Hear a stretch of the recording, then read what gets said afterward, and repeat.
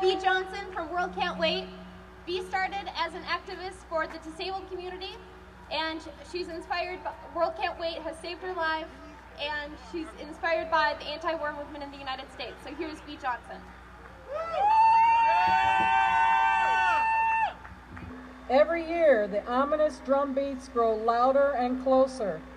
We are up against a dangerous, highly organized movement backed from top levels of government and society that's out to overturn Roe and to destroy women's humanity by destroying our right to make for ourselves the most fundamental decisions that affect our lives and the lives of all of those around us. Whether it's the Catholic Church bamboozling its flock, or the Christian fascists who also believe women's bodies and lives are the property of men, or the bipartisan congressmen and congresswomen attaching anti-abortion amendments to supposed health care reform bills. This is a danger we must fight. We live in the most powerful country on earth, which is unleashing the most violent military in history on impoverished people in 3 different countries. Even as we speak and gather here today, they are still torturing people in prisons in Afghanistan, as well as Guantanamo. All this ruled over by the first black president, who just won, of all things, the Nobel Peace Prize, after a campaign that hardworking women, people of color, gays, people against the war, and progressive people in general worked their asses off to put that man in the White House.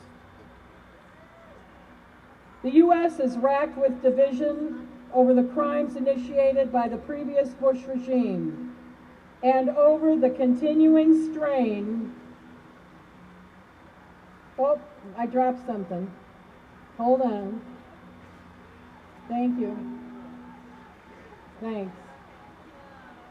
And again, the U.S. is racked with division over crimes initiated by the previous Bush regime and over the continuing strain on its military and economy, over the culture wars now boiling on the social position of women, people of color, immigrants, queer people, and the role of traditional marriage in cementing a stable, imperialist society.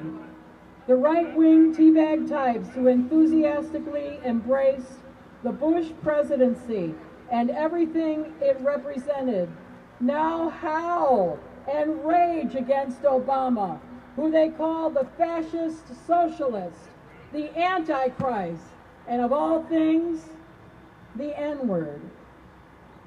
I can't say that angrily enough because we all know what it means.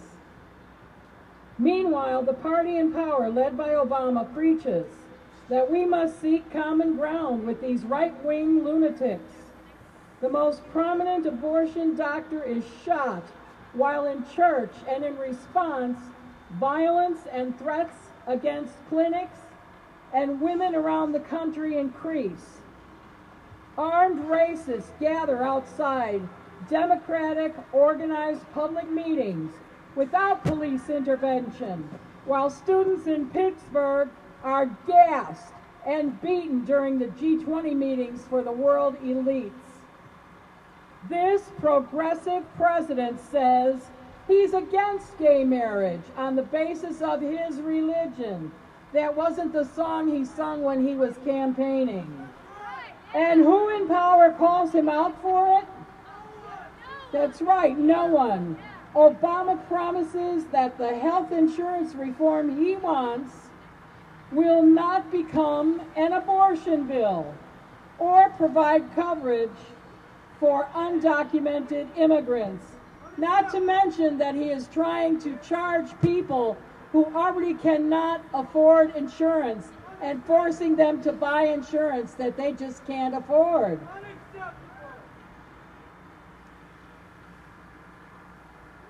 He appointed the anti-abortion, anti-birth control Catholic activist, to direct the Department of Health and Human Services Center for Faith-Based Community Initiatives. I want to know what happened to the separation of church and state. The separation of church and state was created to protect the state, not religion. The state is in big trouble. We are told to have faith that this system will work. I'm an atheist, so faith doesn't work for me. I have to know what is a sure thing.